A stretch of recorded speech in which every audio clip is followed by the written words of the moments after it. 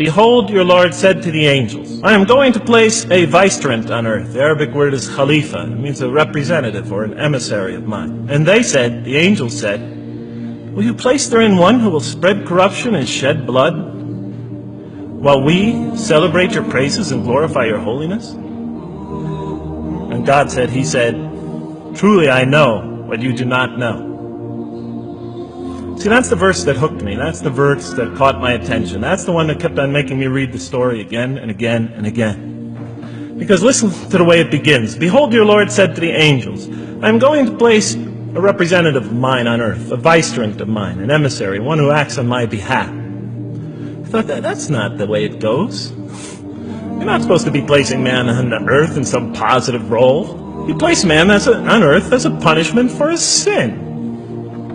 Clearly, I knew the author didn't quite get the point. But still, it was an amazing line. But then I come to the next line, and it says, and the angels say, will you place therein one who will spread corruption and shed blood, while we celebrate your praises and glorify you? I looked at it again. I couldn't believe the question. I looked at that and I said, exactly. That would be my question. Why would you create this being, supposedly for some positive role, when he's capable of doing tremendous wrongdoing? When he could spread corruption and shed much blood? Why would you create this violent and pernicious creature when you could create angels? As the angels clearly say, well, we, the angels, celebrate your praises and glorify you. They were asking one of the most fundamental questions in the entire history of religion. Why create you, man, this utterly fallible creature, this creature who could rebel against God's will, who could do such tremendous wrongdoing, who could wreak havoc like no other creature on earth, when you can make them angels? That whole question, everything that I ever thought, everything that I ever experienced, everything that I ever knew was in that question. It was as if the author took my life and wanted to pick out exactly the right question to humiliate me, to provoke me, to anger me.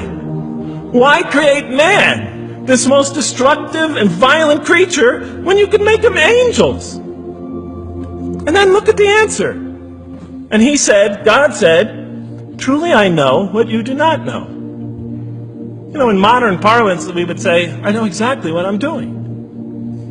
I read that and said, what? You know what you do not know? You know exactly what you're doing? Well, please inform me. Tell me what you're doing. You can't just get off that easy. You can't just tell me you know exactly what you're doing. Not after what I've been through. Not after you made me this way. And then I realized, of course, I was arguing with a God I didn't even believe in. And that would happen several times as I read through the Quran. And sometimes I would just get into so agitated by what I read, I'd start arguing with this voice that I'm reading before me, that's calling to me. So we turn to the next verse. It turns out that the Quran just doesn't dismiss the question. It starts to answer it a little bit. And in the next verse it says, and he taught Adam, God taught Adam, the names of all things. And then he placed them before the angels and said, tell me their names if you are right. So this verse is clearly referring to the previous one. But notice what it says. And he taught Adam the names of all things. So here we see Adam is not only just a creature who knows how to name things, who's acquiring the gift of language, but he's also a learning creature. God is teaching him. Now right here, right in this verse, and it'll come even clearer in the subsequent verses, that the very first thing that the Quran is going to emphasize here is man's intellect. He is a learning creature. He is taught. And what is he taught? What is one of the great intellectual gifts he's given in response to the angel's question? The gift of language. Because through language, mankind can not only learn, but he could learn things not only through his own experience, but he could learn things that other people have experienced of times and places that are hundreds, thousands of years and miles separated from him. And so that all our knowledge becomes cumulative. Every generation learning from the generation before it. I'm learning today from authors I read from other sides of the world that may have existed 2,000 years ago. And so we all contribute to our collective learning and knowledge. And so what I'll see later in the Quran, And the Quran will emphasize this again and again and again. Like in one verse it says, read in the name of your Lord who created a man out of a tiny creature that clings. Read, it commands the reader. For your Lord is most bountiful. Why is he most bountiful? What great gift did he give you? For he taught man the use of the pen, and through it taught him what he otherwise could not know. And he taught Adam the names of all things. And then he placed them before the angels and said, tell me their names if you are right. Okay, you have this objection you have this natural question about this creation of mankind. Here, this mankind is this human being, this human creature is a learning creature. He has many intellectual gifts. Here, I'm going to place these things before you. Tell me their names if you are right about man. And what did the angel say? Glory to you. We have no knowledge except what you have taught us. In truth, it is you who are knowing, the wise. They say this task, this intellectual test that's put before them is beyond their grasp. And so in the next verse we read, and he said, oh Adam, tell them their names. And when he had told them their names, notice how it's just like it's nothing for him. For mankind, he has this phenomenal ability. And that's clearly the point of these verses. Even though I felt that the author didn't quite, it was as if I realized that he didn't misunderstand the story. He was taking one of the great stories in the history of humankind, one of the fundamental greatest stories in the history of mankind, and molding it and using it as a vehicle for an entirely original message. And God said, did I not tell you that I know what is unseen in the heavens and the earth? And I know what you reveal and what you conceal?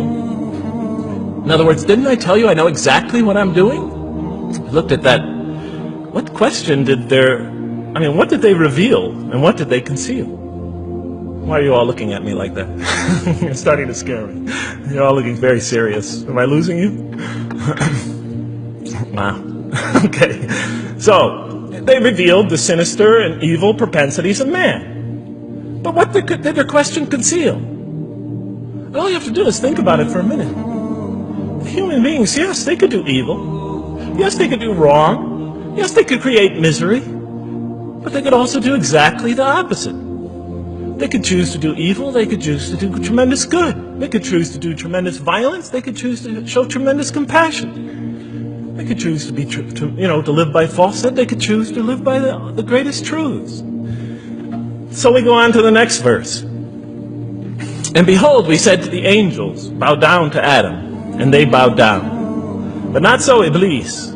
Iblis is like the father of Satan. He refused and was arrogant. He was of those who reject faith. An interesting statement. And notice why Iblis does not bow down. He refuses because he was arrogant. We often hear what's the root of all evil? In the West, it's always money, greed, etc. Here the Quran says that seems to be saying that the root of all evil is not always material wants.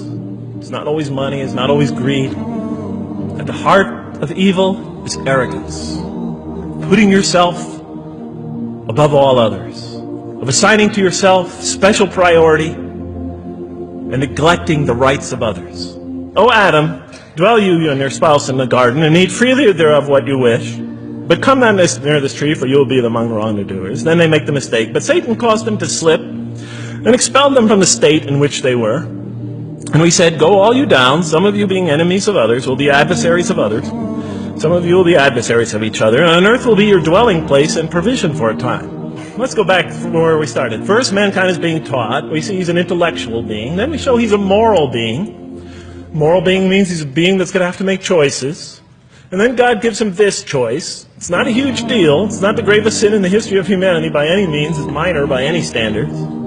They make it, though. We see that God originally intended to put man on earth as his vicegerent. When does God finally put him on earth? What signals that he's ready to begin? He makes his first independent choice. It's not the worst deed in the history of humanity. It's minor on anybody's scale. But it shows that mankind is ready to act on his own.